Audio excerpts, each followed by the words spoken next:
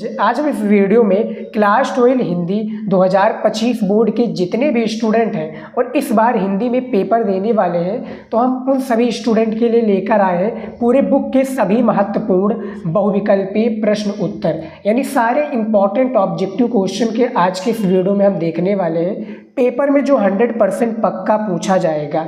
आज की इस वीडियो को शुरू से लास्ट तक देख लो। आपका जो टारगेट है 100 में से 95 प्लस का हिंदी में, वो मैं पूरा करा कर रहूँगा। बस वीडियो को शुरू से लेकर लास्ट तक जरूर देखिएगा, क्योंकि इसमें बताए गए एक एक बहुविकल्पीय प्रश्न आपके पेपर की दृष्टि से बहुत ज़्यादा इंपॉर्टेंट है। तो चलिए शुरू करते हैं और एक एक करके सारे इंपॉर्टेंट बहुविकल्पीय प्रश्नों को देखते हैं।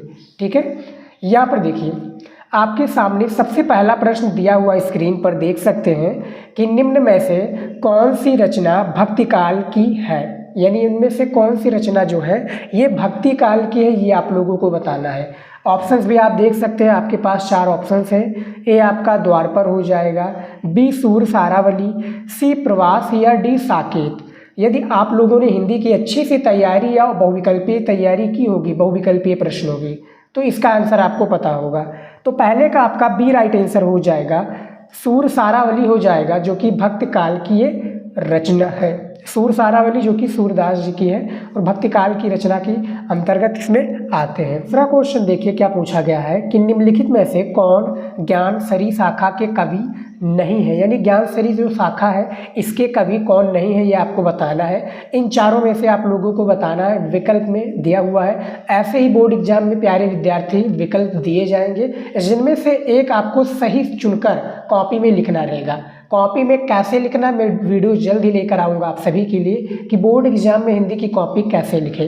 ठीक है, तो उस वीडियो के लिए आप लोग ज़्यादा से ज़्यादा कमेंट कीजिए, वो वीडियो हम जल्द ही लेकर आएंगे। फिलहाल दूसरे क्वेश्चन का ए राइट आंसर हो जाएगा, गोस्वामी तुलसीदास हो जाएंगे, जो कि ज्ञानसरी शाखा के कवि ना होकर ये राम भक्ति के कवि है, यानी राम भक्ति शाखा के कवि है। तो दूसरे का ए ऑप्शन बिल्कुल सही हो जाएगा। तीसरा नंबर क्वेश्चन देखिए, कृष्ण भक्ति शाखा के प्रथम कवि कौन है। तो इनमें से जो राइट आंसर हो जाएगा वी हो जाएगा, विद्यापति हो जाएंगे, जो कि कृष्ण भक्ति शाखा के कौन है, ये भैया प्रथम कवि है। ठीक है, दूसरे कवि आपके सूरदास भी हो जाएंगे। तो पहले देखा जाए तो विद्यापति राइट आंसर हो जाएगा। ठीक है स्टूडेंट, ये समझ में आ गया। सूरदास और भक्ति काल की, यहाँ पर देखिए भक्ति काल की इसमें पूछा गया कौन सी रचना, तो सूर सारावली इसमें बताया गया है। समझ में आ गया। तो तीसरे का आपका बी ऑप्शन बिल्कुल सही हो जाएगा। इनमें से किसी भी विकल्प का या किसी भी क्वेश्चन का विकल्प आपको गलत लग रहा है तो कमेंट में ज़रूर बताइएगा। ठीक है, चलिए देखते हैं अगले क्वेश्चन की ओर बढ़ते हैं। सारे क्वेश्चंस को हम देखेंगे जो इम्पॉर्टेंट हैं और आपके पेपर में पूछी जाएंगी। 4 नंबर क्वेश्चन है, अमीर खुसरो कवि है। तो जो अमीर खुसरो कवि है भैया, ये किस काल के कवि हैं, आदिकाल के हैं, भक्ति काल के हैं, आधुनिक काल के हैं या रीति काल के हैं। तो 4 नंबर प्रश्न का ए राइट आंसर हो जाएंगे, जो अमीर खुसरो जी हैं ये आदिकाल के कवि हैं। अगला क्वेश्चन देखिए 5 नंबर, भक्ति काल की रचना है। इन चारों में से भक्ति काल की रचना कौन सी आपको आ रही है। प्रेम माधुरी भैया भारतेंदु हरिश्चंद्र जी की, विनय पत्रिका आपका जो हो जाएगा, विनय पत्रिका गोस्वामी तुलसीदास का शायद हो जाएगा। लहर भी आपकी किसी लहर साकेत शायद मैथिली शरण गुप्त जी की हो गई, लेकिन यहाँ पर राम भक्ति की पूछी जाएगी तो गोस्वामी तुलसीदास, यानी 5 का बी ऑप्शन आपका बिल्कुल करेक्ट आंसर हो जाएगा। 7 नंबर प्रश्न है कि रीतिकाल का दूसरा नाम क्या है। ये पेपर में बहुत ज़्यादा पूछा जाता है कि रीतिकाल का दूसरा नाम बताइए। तो इनमें से श्रृंगार काल जो है ये रीतिकाल का आपका दूसरा नाम हो जाता है। तो 6 नंबर का आपका ए ऑप्शन बिल्कुल सही है। अगला क्वेश्चन देखिए 7 नंबर, मैथिली शरण गुप्त की रचना कौन है। इन चारों में से भैया मैथिली शरण गुप्त की रचना कौन है, भारत भारती, लोकायतन, परिमल या। तो इनमें से देखा जाए तो भारत भारती, जो कि 7वें का आपका भारत भारती राइट आंसर हो जाएगा इनमें से, जो कि 7 का सी ऑप्शन सही है। मैं सही हो तो करेक्ट बताइएगा। और बुक में इसका आंसर क्या दिया हुआ था स्टूडेंट, परिवर्तन दिया हुआ था, जो कि सुमित्रानंदन पंत की रचना है। तो 7 नंबर का सी विकल्प शायद सही है, करेक्ट है तो कॉमेंट में ज़रूर बताइएगा। अगला प्रश्न देखिए 8 नंबर कि निम्नलिखित में से प्रगतिवादी कवि कौन है। तो इनमें से भैया प्रगतिवादी जो कवि आपके हो जाएंगे वो रामधारी सिंह दिनकर जी हो जाएंगे, यानी 8 नंबर का सी ऑप्शन बिल्कुल सही हो जाएगा। 9 नंबर क्वेश्चन देखिए कि प्रयोगवादी काव्यधारा के कवि कौन है। ए आपका भूषण, बी बिहारी, सी सुमित्रानंदन पंत या डी सच्चिदानंद हीरानंद वात्स्यन आज्ञे। तो यहाँ पर प्रयोगवादी के कवि के बारे में पूछा जा रहा है, तो 9 नंबर का डी ऑप्शन हो जाएगा। सच्चिदानंद हीरानंद वात्स्यन आज्ञे जी हैं जो कि इसके कवि हैं। स्टूडेंट आपको बैकग्राउंड में यानी काफ़ी आपको आवाज़ें सुनाई दे रही होगी, अननोन आवाज़ जो कि हमारी नहीं है, तो प्लीज़ इसको आप लोग इग्नोर कीजिएगा। सिर्फ आप हमारी ही आवाज़ को सुनिए और हमारे जो दिया हुआ स्क्रीन पर क्वेश्चंस उस पर ध्यान दीजिए। 10 नंबर क्वेश्चन है, चिदम्बरा पर ज्ञानपीठ पुरस्कार प्राप्त हुआ। तो चिदम्बरा पर आप लोगों को पता होगा, हाई स्कूल में भी पढ़ा होगा, 11th में भी पढ़ा होगा। इनमें से आपका सुमित्रानंदन पंत जी को 1969 में चिदम्बरा पर इनको ज्ञानपीठ पुरस्कार मिला था। अगला क्वेश्चन है 11 नंबर, उद्धव शतक किस काल की रचना है? आधुनिक काल हो जाएगा, भक्ति काल, रीति काल या आदिकाल। उद्धव शतक के बारे में बताना है तो 11 का आपका ए हो जाएगा, आधुनिक काल हो जाएगा, बिल्कुल सही ऑप्शन। दूसरा क्वेश्चन देखिए, महादेवी की रचना है, तो महादेवी वर्मा जी की जो रचना है आपका 12 का बी हो जाएगा, नीरजा हो जाएगा। इनमें से नीरजा, यामा, फिर ठीक है रश्मरथी, फिर स्मृत की रेखाएं, ये सारी जो है शायद महादेवी वर्मा जी की रचना है। 13 नंबर क्वेश्चन है, छायावाद की विशेषताएं क्या है? इन चारों में से कोई एक छायावाद की विशेषताएं हैं जो आप लोगों को बतानी रहेंगी पेपर में। फिलहाल 13 नंबर का सी ऑप्शन बिल्कुल सही हो जाएगा। और स्टूडेंट यदि आप लोगों ने हमारे चैनल पर नए हैं, चैनल को सब्सक्राइब अभी तक नहीं किया है तो कर लीजिए, क्योंकि 1 ही सेकंड लगता है। कर लेंगे तो आप हमारे जो चैनल पर एक हमारी फैमिली बन जाएंगे और आप हमारे चैनल पर जितने भी इंपॉर्टेंट टॉपिक हैं, इंपॉर्टेंट सब्जेक्ट की वीडियोज़ मैं अपलोड करता हूँ उसको आप देख पाएंगे, उसको नोटिफिकेशन आप पा पाएंगे, जिससे आपकी तैयारी जो है वो अच्छे से कंप्लीट हो पाएगी। तो चैनल को अभी सब्सक्राइब कर लीजिए और इस वीडियो के लिए लाइक ज़रूर कीजिएगा, ठीक है। उसके बाद में देखिए 14 नंबर क्वेश्चन, आधुनिक युग की मीरा कौन है? सभी को पता होगा महादेवी वर्मा जी हैं आधुनिक युग की मीरा, ठीक है। 14 नंबर का ए ऑप्शन बिल्कुल सही हो जाएगा। अगला क्वेश्चन देख लेते हैं 15 नंबर, छायावाद युगी की रचना कौन है? प्रियप्रवास, कामायनी, साकेत या वेदही वनवास। तो 15 नंबर का सही विकल्प आपका कामायनी हो जाएगा, जो कि जयशंकर प्रसाद की रचना है। 16 नंबर क्वेश्चन देखिए, प्रगतिशील लेखक संघ की स्थापना हुई कब हुई थी? ऑप्शंस देखिए, इसी तरीके से ABCD करके ऑप्शंस आपके पेपर में दिया जाएगा। यदि आप लोगों ने मॉडल पेपर का आप लोग स्टूडेंट वीडियो नहीं देखे हैं, किसका मॉडल जो पेपर का वीडियो, वो वीडियो देख लीजिएगा, जो नए पैटर्न पर 2025 के पैटर्न पर आधारित पेपर है, उसी तरीके से बोर्ड एग्जाम में आपका पेपर आएगा। तो वो पेपर आप देखिए, उसको सॉल्व कीजिए, उससे काफ़ी ज़्यादा आपको हेल्प मिलेगा, जो आपकी 2025 हिंदी की तैयारी को अच्छे से कंप्लीट कराएगा। 16 नंबर क्वेश्चन है, प्रगतिशील लेखक संघ की स्थापना हुई, तो 16 का आपका बी ऑप्शन बिल्कुल सही हो जाएगा, 1936 हो जाएगा राइट आंसर। 17 नंबर क्वेश्चन देखिए, भारतेंद्र युग का काल है, भारतेंद्र युग का काल क्या है? जागरण सुधार काल, पुनर्जागरण काल, छायावाद काल या छायावादोत्तर काल। तो 17 का बी ऑप्शन बिल्कुल सही हो जाएगा, पुनर्जागरण काल हो जाएगा बिल्कुल राइट आंसर। इनमें से किसी भी विकल्प का क्वेश्चन यानी क्वेश्चन का विकल्प गलत लग रहा है प्यारे विद्यार्थी, तो मैसेज कीजिए इंस्टाग्राम पर, नहीं तो क्या है आप कमेंट में भी बता सकते हैं, बताइए कि सर ये क्वेश्चन का विकल्प मुझे सही नहीं लग रहा है या गलत है, फिर मैं रिसर्च करूँगा। क्योंकि मैं जो सारे क्वेश्चन आपके लिए लेकर आता हूँ वो बुक या क्वेश्चन बैंक से रहते हैं, कभी कभी बुक और क्वेश्चन बैंक में भी विकल्प गलत दे दिया जाता है, ठीक है। तो मैं गूगल पर भी सर्च करता हूँ स्टूडेंट कि इसका विकल्प या जो दिया हुआ है इसमें क्वेश्चंस में वो सही है या नहीं दिया है, तो उसको रिसर्च करता हूँ, वहाँ पर भी सटीक आंसर नहीं दिखाता, फिर मैं आप लोगों से पूछता हूँ, ठीक है। उसके बाद में देखिए 18 नंबर क्वेश्चन, द्विवेदी युग की रचना नहीं है। इनमें से जो द्विवेदी युग की रचना नहीं है, अब चारों को देख लीजिए, अब आप एक को चुनकर बताइए कि कौन सा नहीं है। इनमें से पल्लव हो जाएगी, जो कि छायावादी युग की रचना है, जो कि सुमित्रानंदन पंत की रचना है, ठीक है। बाकी सारी द्विवेदी युग की रचना मानी जाएगी शायद। 19 नंबर क्वेश्चन है, मूलतः पर प्रगतिवादी कवि है, मूलतः जो प्रगतिवादी कवि कौन है? जगन्नाथ दास रत्नाकर जी, सुमित्रानंदन पंत, रामधारी सिंह दिनकर या मैथिली शरण गुप्त। तो इन चारों में से राइट आंसर जो हो जाएगा वो सुमित्रानंदन पंत हो जाएंगे, जो कि मूलतः प्रगतिवादी कवि है ये सुमित्रानंदन पंत जी, ठीक है। अगला प्रश्न देख लेते हैं। ठीक है, अगले प्रश्न की ओर देख लेते हैं। और यदि आप लोगों ने स्टूडेंट हमारा जो 19 टॉपिक वाला वीडियो है, आप लोगों को अभी तक कुछ नहीं समझ में आ रहा कि क्या पढ़ें, हिंदी की तैयारी कैसे कंप्लीट करें, बोर्ड एग्जाम में क्या क्या क्वेश्चंस आएंगे, कैसे तैयारी करें कि सटीक वही आएगा, तो आप हमारा 19 टॉपिक वाला वीडियो देख लीजिएगा। मैं चैनल जो है मतलब लिंक दे दूंगा डिस्क्रिप्शन में, आप लोग इस वीडियो को देखने के बाद में देख लीजिएगा। ठीक है, और आप लोगों का काफ़ी डाउट था कि सर 20 ऑब्जेक्टिव क्वेश्चन हिंदी में पूछा जाएगा, तो ऐसा कुछ नहीं है। आपका 10 ऑब्जेक्टिव क्वेश्चन बोर्ड एग्जाम में खासकर हिंदी में पूछा जाएगा और आपको कॉपी में लिखना पड़ेगा, OMR सीट पर बिल्कुल भी नहीं लिखना है। ठीक है, आपका जाकर आप लोग जाकर जो है नए क्वेश्चन बैंक लेकर आएंगे तो उसमें भी यही दिया हुआ है, 10 ऑब्जेक्टिव क्वेश्चन मिलेगा और उसको कॉपी में ही लिखना है, ना कि OMR सीट पर। जो हिंदी के स्टूडेंट हैं उनके लिए शायद अप्लाई है।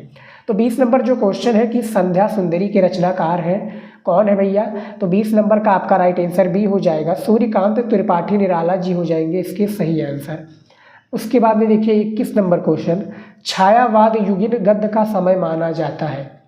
तो भैया ये जो गद्य का समय माना जाता है सन 1910 से सन 1930 तक, या सन 1919 से 1938 तक, सन 1922 से 1940 तक, या सन 1950 से 1938 तक।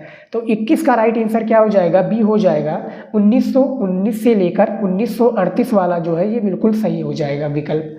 अगला क्वेश्चन देखिए 22 नंबर, निज भाषा उन्नत अहे सब उन्नत को मूल, उक्ति के लेखक कौन है? तो इनमें से जो उक्त के लेखक हैं वो हो जाएंगे भारतेंदु हरिश्चंद्र जी। लेखक कह लीजिए या इनको कवि कह लीजिए, इनका जीवन परिचय आपके 12th के पेपर में आता है। 23 नंबर क्वेश्चन देखिए, गुंजन के रचनाकार हैं, जो गुंजन के रचनाकार हैं कौन है? आज्ञेय है। आज्ञेय का पूरा नाम कौन कौन जानता है? कमेंट में जरूर बताइएगा यदि आपको पता है। इनका पूरा नाम भी पूछा जाता है इसी तरह बहुविकल्पीय प्रश्नों में। ठीक है, तो गुंजन के जो रचनाकार हैं आपके सुमित्रा नंदन पंत जी हो जाएंगी, जो कि 23 का आपका बी ऑप्शन बिल्कुल सही हो जाएगा। ठीक है, अगला क्वेश्चन देख लेते हैं। चलिए देख लेते हैं अगले क्वेश्चंस की ओर बढ़ते हैं और सारे क्वेश्चंस को हम करते हैं। ठीक है, आपके हिंदी जो 10 बहुविकल्पीय प्रश्न पूछे जाते हैं, 5 आपके गद्य के पूछे जाते हैं और 5 किसके पूछे जाते हैं? पद्य के पूछे जाते हैं। ठीक है, 5 गद्य और 5 पद्य के पूछे जाते हैं और शुरुआत में ही पूछ लिया था, इसीलिए सबसे ज़्यादा जरूरी है कि आप ज़्यादा से ज़्यादा बहुविकल्पीय प्रश्नों को हल कीजिए। 24 नंबर क्वेश्चन है कि महादेवी वर्मा का गीत संग्रह कौन है? तो यामा है। यामा पर इनको ज्ञानपीठ पुरस्कार भी प्राप्त हुआ। ठीक है, ज्ञानपीठ जो पुरस्कार है स्टूडेंट, इनको यामा पर प्राप्त हुआ। कब प्राप्त हुआ था ये भी आपको बताना है। तो आपका 27 अप्रैल, देखिए 27 अप्रैल 1982 को इनको यामा पर महादेवी वर्मा जी को ज्ञानपीठ पुरस्कार मिला था। ये भी पेपर में पूछा जाता है कि यामा पर ज्ञानपीठ पुरस्कार कब मिला।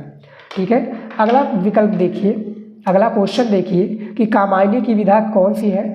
कामायनी की विधा है, सबसे पहले आप बताइए कि कामायनी किसकी रचना है? तो ये जयशंकर प्रसाद जी की रचना हो जाएगी। और कामायनी एक महाकाव्य है, आप लोगों ने देखा होगा श्रद्धा मनु जो आपका पद्यांश है उसमें पूछा जाता है ना संदर्भ में कि कामायनी महाकाव्य से लिया गया। इसी तरीके से 26 नंबर क्वेश्चन है, कादम्बनी पत्रिका के यानी कादम्बनी जो पत्रिका है ये किस युग की है? तो भैया कादम्बनी जो पत्रिका है, ठीक है, ये आपका छायावादोत्तर युग की हो जाएगी, यानी 26 का आपका ए ऑप्शन बिल्कुल सही हो जाएगा। अगला क्वेश्चन देखिए 27 नंबर, प्रयोगवाद के प्रवर्तक कौन है? जगन्नाथ दास रत्नाकर जी, सूर्यकांत त्रिपाठी निराला जी, सच्चिदानंद हीरानंद वात्स्यन आज्ञेय, शिवमंगल सिंह सुमन। ये हमें क्वेश्चन अभी बता चुका हूँ आप लोगों को, यदि आप लोगों ने ध्यान मतलब अच्छे से ध्यान दिया होगा तो इनमें से सी ऑप्शन बिल्कुल सही हो जाएगा। और देखिए आगे का मैंने आप लोगों को नाम पूछा था कि आप लोग कमेंट में बताइएगा, इनका नाम यही है सच्चिदानंद, ये चाहे याद रखिएगा, सच्चिदानंद हीरानंद वात्स्यन आज्ञेय। ठीक है, 28 नंबर क्वेश्चन देखिए, कश्मीर सुषमा के रचयिता कौन है? तो भैया इनमें से श्रीधर पाठक जी हो जाएंगे। जहाँ पर श्रीधर पाठक जी दिखे कश्मीर सुषमा के रचयिता यही माने जाएंगे, यही है। तो 28 का आपका डी ऑप्शन सही हो जाएगा। चलिए देख लेते हैं अगला क्वेश्चन 29 नंबर देखिए, सामान्य रूप से प्रगतिवादी काव्य की सीमा है, समय सीमा जो है सामान्य रूप से आप लोगों को बतानी है। तो 29 नंबर जो आपका क्वेश्चन है इनमें से सी हो जाएगा सन 1936 से 1943 तक, यानी 1943 तक इसमें प्रगतिवादी काव्य की समय सीमा मानी जाती है। अगला क्वेश्चन देखिए 30 नंबर, रामधारी सिंह दिनकर को ज्ञानपीठ पुरस्कार किस रचना पर प्राप्त हुआ। देखिए जैसे किसको मतलब रचना पर, यानी महादेवी वर्मा को यामा पर प्राप्त हुआ था। उसके बाद में महादेवी वर्मा को यामा पर प्राप्त हुआ था। सुमित्रा नंदन पंत को किस पर प्राप्त हुआ था स्टूडेंट, ये भी आप लोग बताइएगा यदि आपको पता है। चिदम्बरा पर सुमित्रा नंदन पंत को प्राप्त हुआ था। वैसे ही रामधारी सिंह दिनकर जी को जो है प्राप्त हुआ था 1972 में उर्वशी, जहाँ पर भी उर्वशी दिखे वो इस पर आप टिक लगा दीजिएगा। उर्वशी पर 1972 पर रामधारी सिंह दिनकर को ज्ञानपीठ पुरस्कार प्राप्त हुआ था। उर्वशी इनका पद्यांश भी है, बोर्ड एग्जाम में पूछा भी जाता है। 31 नंबर क्वेश्चन है, इनमें से भारतेंदु हरिश्चंद्र की रचना नहीं है। भैया भारतेंदु हरिश्चंद्र की रचना नहीं है तो कलकासी जो हो जाएगा शायद राइट आंसर हो जाएगा, जो कि 31 का भी हो जाएगा कलकासी, जो कि बिल्कुल सही आंसर हो जाएगा। 32 नंबर क्वेश्चन है कि इनमें से मैथिली शरण गुप्त की रचना है चित्राधार, आराधना, गंधविधि या पदछेड़ा। तो इनमें से क्या है रचना है, तो पदछेड़ा जो है 32 का आपका सी राइट आंसर हो जाएगा, करेक्ट आंसर सी हो जाएगा। अगला क्वेश्चन है हमारा 33 नंबर क्वेश्चन है कि प्रिय प्रवास महाकाव्य किस भाषा में लिखा गया है। प्रिय प्रवास के आप लोग बस इतना बता दीजिए रचनाकार कौन है, ठीक है। यदि आप लोग हमारी स्टूडेंट होंगे तो बता देंगे, ईमानदारी से बताइएगा। ये भैया खड़ी बोली में लिखी गई थी, जो प्रिय प्रवास महाकाव्य है ये खड़ी बोली में लिखी गई थी। तो 33 का सी ऑप्शन आपका बिल्कुल सही हो जाएगा, जो कि प्रिय प्रवास के मैंने आपको रचनाकार पूछा गया था। तो राम जो हो जाएंगे अयोध्या सिंह हो जाएंगे, अयोध्या सिंह उपाध्याय हरिओध जी हो जाएंगे। प्रिय प्रवास जो कि महाकाव्य है और पद्यांश भी इनका बोर्ड एग्जाम में काफ़ी पूछा जाता है, आप लोगों ने देखा भी होगा, पिछले साल भी पूछा गया था, मैं क्या बताऊँ आपको।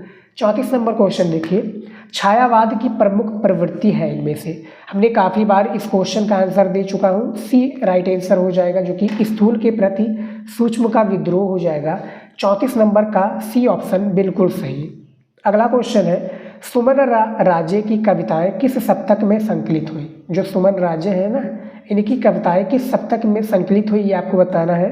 तो 35 नंबर का सी ऑप्शन हो जाएगा, चौथा सप्तक में ये संकलित हुई थी, ठीक है।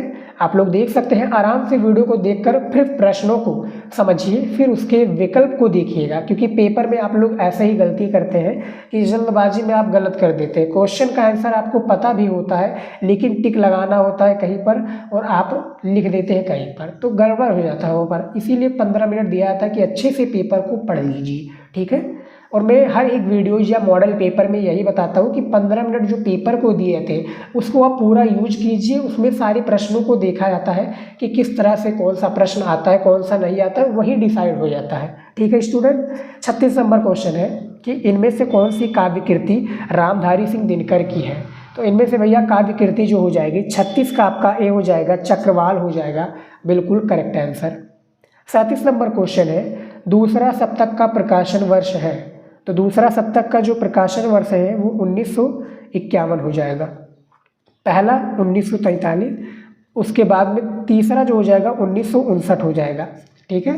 पहला 1943, दूसरा सन 1951, तीसरा 1959 सप्तक के प्रकाशन की बात मैं कर रहा हूँ। 38 नंबर है, हरी घास पर क्षण भर के रचनाकार कौन है। तो भैया इनमें से सी हो जाएंगे, सच्चिदानंद हीरानंद वातसेन आगे जी हो जाएंगे। और क्वेश्चन देखिए, महादेवी वर्मा की रचना है।